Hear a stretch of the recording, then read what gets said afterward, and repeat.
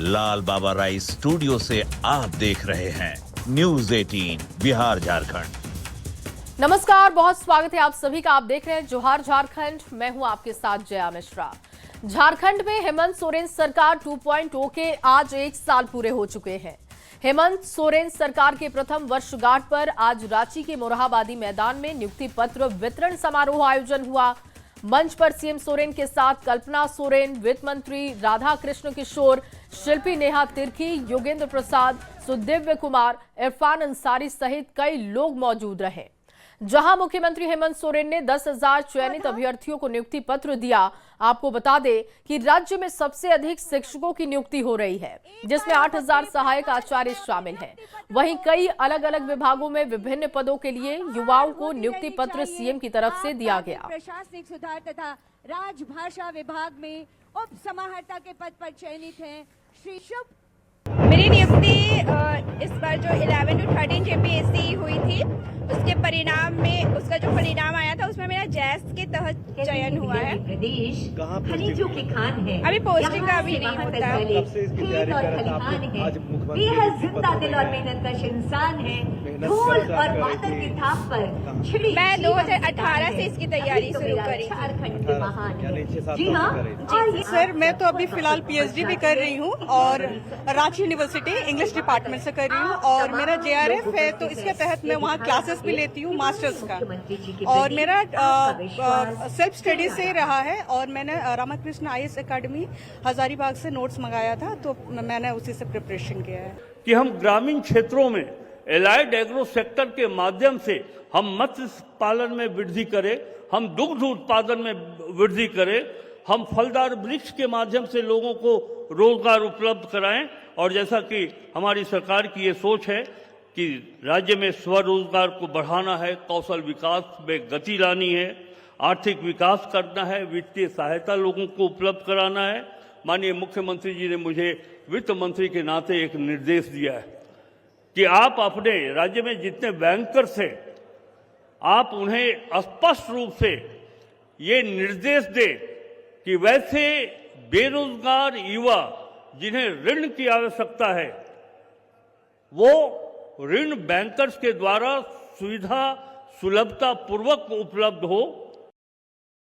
मोरहाबादी मैदान में नियुक्ति पत्र वितरण समारोह के दौरान सीएम हेमंत सोरेन ने चयनित अभ्यर्थियों को बधाई दी और कहा कि मन में उत्साह है पर भावुक भी हूं। बाबा शिबू सोरेन होते तो बेहद खुश होते। उन्होंने कहा कि सरकार लगातार जनता के लिए काम कर रही है।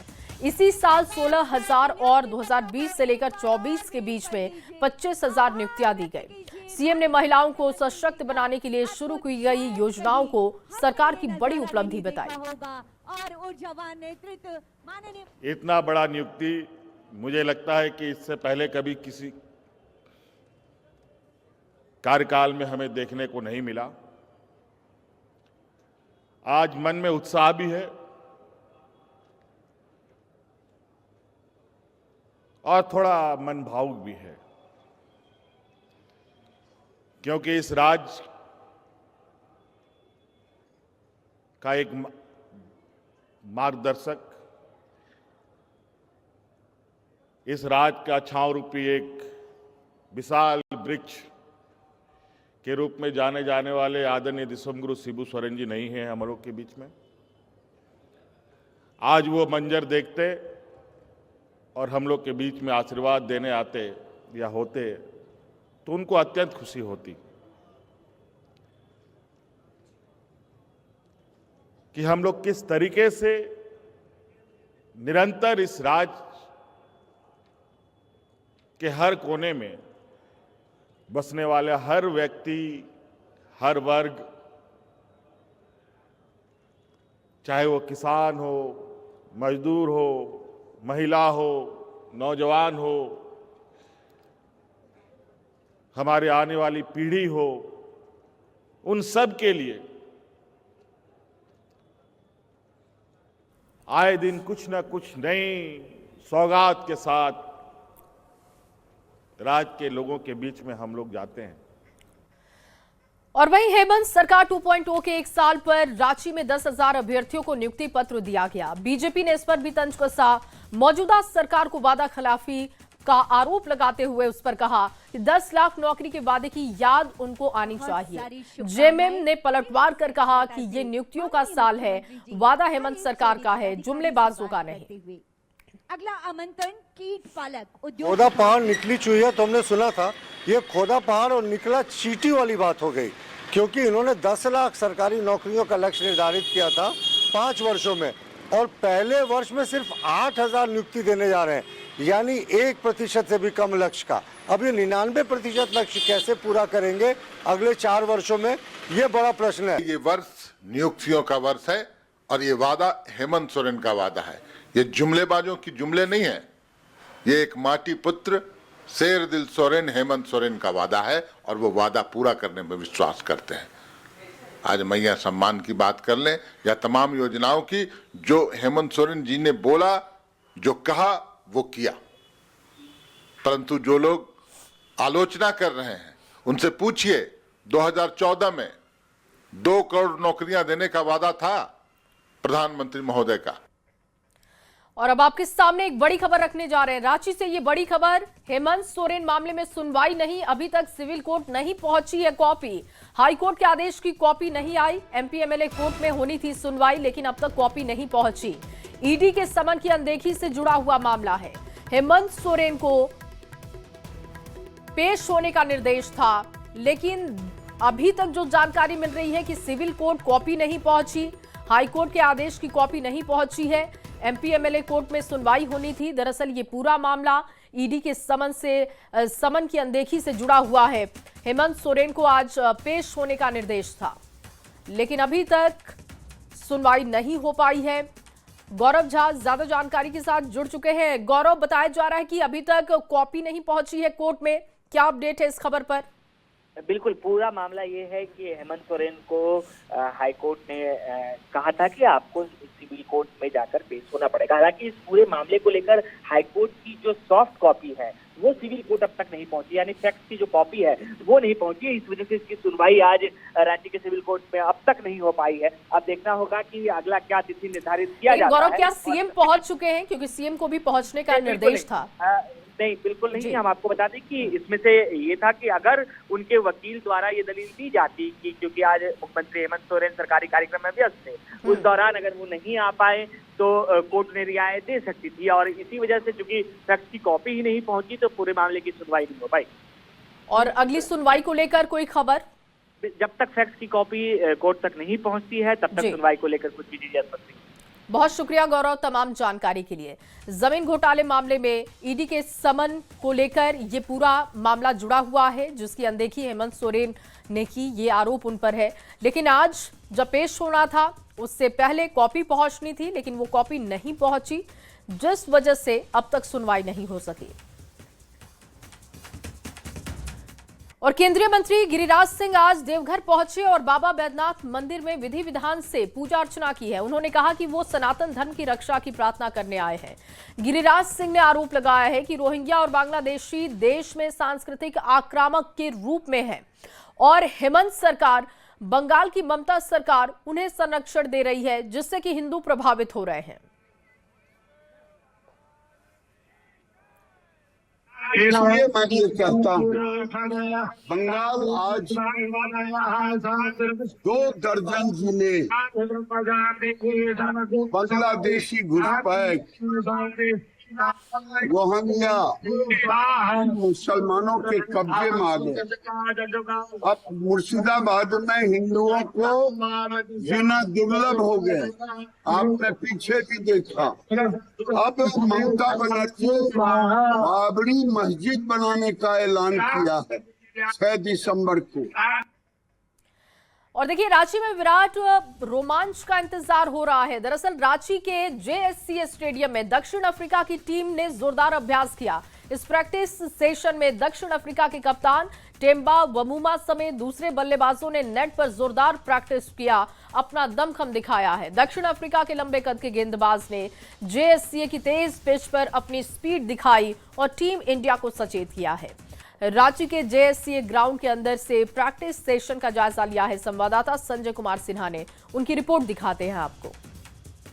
मैचों में जीत के बाद दक्षिण अफ्रीका टीम का मनोबल इस समय आसमान पर है और रांची में दक्षिण अफ्रीका की टीम चाहेगी कि वनडे में भी इसका जीत का आगाज किया जाए। इस समय रांची के जेएससी स्टेडियम में दक्षिण अफ्रीका की टीम जो है वो प्रैक्टिस कर रही है। वो प्रैक्टिस जो है लगातार आधे घंटे से चल रही है। प्रैक्टिस के दौरान जो टेम्बा बवुमा है, जो दक्षिण अफ्रीका के कप्तान है, मैदान के चारों तरफ लंबे लंबे शॉट्स लगाए और टीम इंडिया को एक बार फिर से बताया कि टेस्ट मैचों में जो हुआ कहीं रांची में भी वही इतिहास न दोहराया जाए। हालांकि टीम इंडिया के जो कोच हैं गौतम गंभीर रांची पहुंच चुके हैं। रांची पहुंचने के बाद जो टीम की रणनीति बनेगी वो रणनीति प्रैक्टिस सेशन में भी नजर आएगी। बता दें कि आज टीम इंडिया का जो है आज यहाँ प्रेस कॉन्फ्रेंस भी है और जाहिर है कि टीम इंडिया अपनी रणनीति को जाहिर तो नहीं करेगी, लेकिन हाँ ये जरूर होगा कि गौतम गंभीर के टीम से जुड़ने के बाद टीम इंडिया अपनी रांची में जेसीए में जो टीम इंडिया का जो कह सकते हैं कि आउटफील्ड तेज है, तो जाहिर है कि पिच के मिजाज को, मौसम के मिजाज को देखते हुए टीम इंडिया अपनी रणनीति बनाना चाहेगी। लेकिन प्रैक्टिस सेशन के दौरान दक्षिण अफ्रीका ने बता दिया है, लंबे लंबे शॉट्स खेलकर ये दिखा दिया है कि वास्तव में रांची जो है वो दरअसल टेस्ट मैचों से उसका जो है रिजल्ट जो है कुछ अलग नहीं होने जा रहा। लेकिन कुल मिलाकर टीम इंडिया का जो कह सकते हैं कि यहाँ पर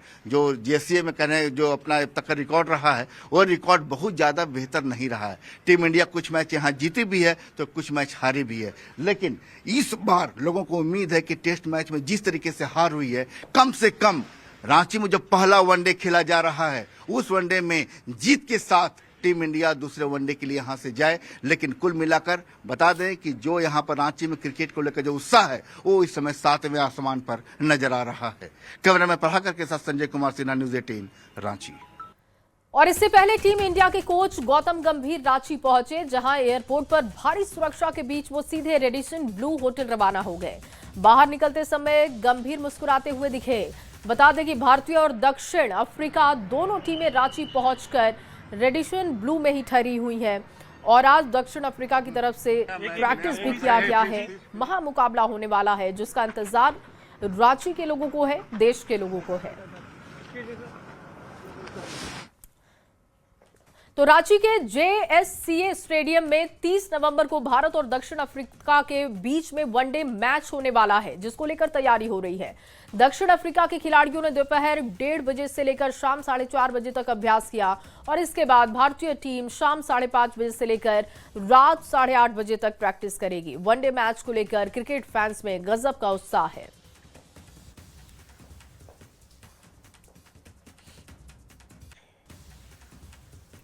और अगली खबर हजारीबाग से, जहां सांसद खेल महोत्सव का आयोजन किया जा रहा है। सांसद खेल महोत्सव के तहत तीरंदाजी प्रतियोगिता का आयोजन करजन ग्राउंड में किया गया, जहां बड़ी संख्या में शहरी और ग्रामीण क्षेत्र के खिलाड़ियों ने हिस्सा लिया है। आयोजन स्थानीय सांसद मनीष जायसवाल के सहयोग से किया गया। आयोजन में हिस्सा लेने वाले खिलाड़ियों में उत्साह देखने को मिला। एक साथ बहुत लाभदायक भी है, क्योंकि इसमें बहुत खिलाड़ी लोग नेशनल भी खेले, इंटरनेशनल। हम फिलहाल अभी स्कूल नेशनल खेल के आए हैं यूपी से। वहाँ पे अच्छा प्रदर्शन भी रहा, अच्छा संघर्ष भी किए, लेकिन वैसा कुछ हुआ नहीं। तो फिर से रहेगा कि अभी कल डिस्ट्रिक्ट भी खेलेंगे, उसमें भी रहेगा कि फिर से अपने देश के लिए नाम रोशन करने के लिए इसमें टाइम भी मिलता है।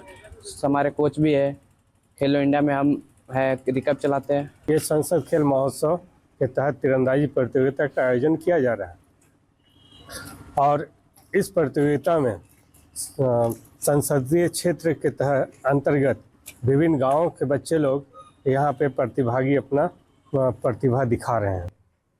और अगली खबर रांची से, जहां चोरों का आतंक एक बार फिर से बढ़ता जा रहा है। बेड़ो थाना क्षेत्र के बाजार टांड स्थित उत्तम ज्वेलर्स में अज्ञात चोरों ने चैनल और शटर तोड़कर लाखों के जेवरात की चोरी की है। चोर दुकान का सीसीटीवी कैमरा, डीवीआर भी अपने साथ ले गए। वारदात के दौरान रात में गश्त कर रहे चौकीदार को चोरों ने बंधक बनाकर हाथ, पैर और मुंह बांधकर पीछे उसे फेंक दिया। सुबह ग्रामीणों ने उसे मुक्त कराया और पुलिस को जानकारी दी गई। फिलहाल पुलिस इस पूरे मामले की तफ्तीश में जुटी है।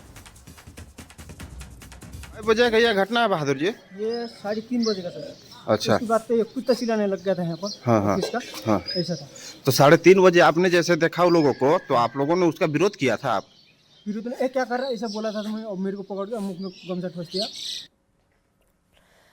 और अगली खबर जामताड़ा से, जहां विवाह समारोह में बदमाशों ने जमकर उत्पात मचाया है। कर्माटांड थाना क्षेत्र के भोपनाथ गांव की ये घटना है, जहां शादी समारोह में कुछ युवकों ने जबरन पंडाल में घुसकर महिलाओं के साथ छेड़खानी की, मेहमानों से मारपीट की और कीमती उपहार लेकर भाग गए। इस मामले को लेकर थाने में लिखित आवेदन दिया जा चुका है। हमलावरों की दबंगई इतनी बढ़ चुकी है कि पीड़ित परिवार घर में शरण लेकर गेट बंद करने पर विवश हो गया। आरोपी गेट तोड़ने का प्रयास भी करते हुए दिखे, गालियां दे रहे थे, जान से मारने की धमकी दे रहे थे। घटना की सूचना मिलने के बाद पुलिस की टीम मौके पर पहुंची, हालांकि पुलिस को देखते ही आरोपी फरार हो गए। अपना लिखित आवेदन थाना को दे दिए और इसकी जानकारी जिले की पुलिस कप्तान के कार्यालय में भी जानकारी दे दिया हूँ। मैं आशा करता हूँ कि पुलिस प्रशासन उन अपराधियों को तुरंत गिरफ्तार करे और जो कानूनी कार्रवाई हो उसे करे। अगर नहीं करते हैं तो बाध्य होकर के सीपीएम और सीआईटीयू आंदोलन करेगी।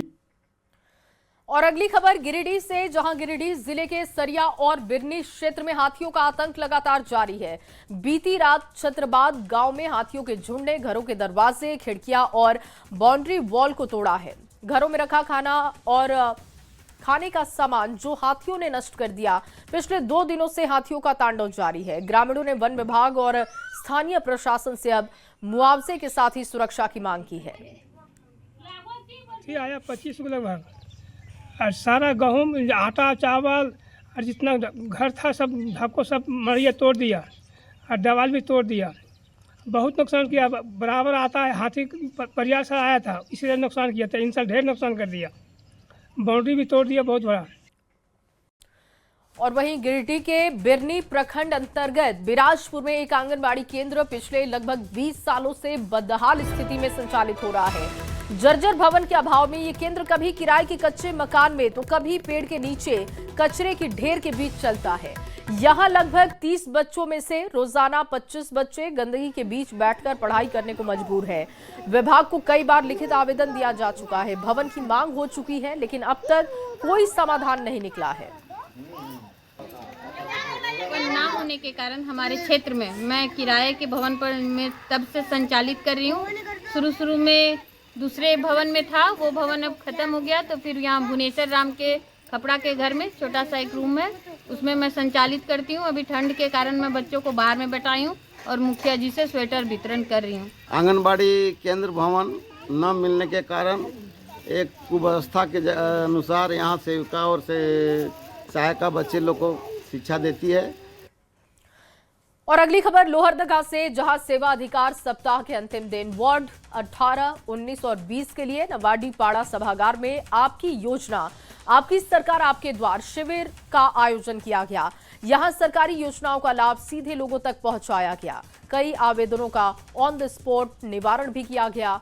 अधिकारियों ने कहा कि ये शिविर आम लोगों को सरकारी सुविधाओं से जोड़ने में मील का पत्थर साबित होगा। सारे आवेदन प्राप्त हुए हैं। अनइंस्टॉल के लिए अलग अलग आवेदन है, जिसमें जातीय आवासीय, मुख्यमंत्री श्रमिक योजना या समान योजना के फॉर्म भी आए हुए हैं। कुछ फॉर्मों का ऑन द स्पॉट भी निवारण किया गया है और कुछ का निवारण करना बाकी है।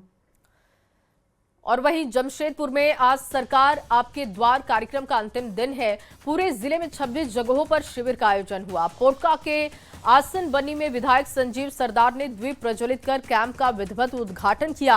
बीडीओ, सीओ और क्षेत्रीय गणमान्य लोग भी मौजूद रहे। महिलाओं ने भारी भागीदारी निभाई है। कैंप में मैया सम्मान, अबुआ आवास, जाति व जन्म मृत्यु प्रमाण पत्र सहित सभी सरकारी योजनाओं का लाभ मिलेगा। विधायक ने कहा कि ये कार्यक्रम जनता तक विकास की योजनाओं को सीधे पहुंचाने का प्रयास है।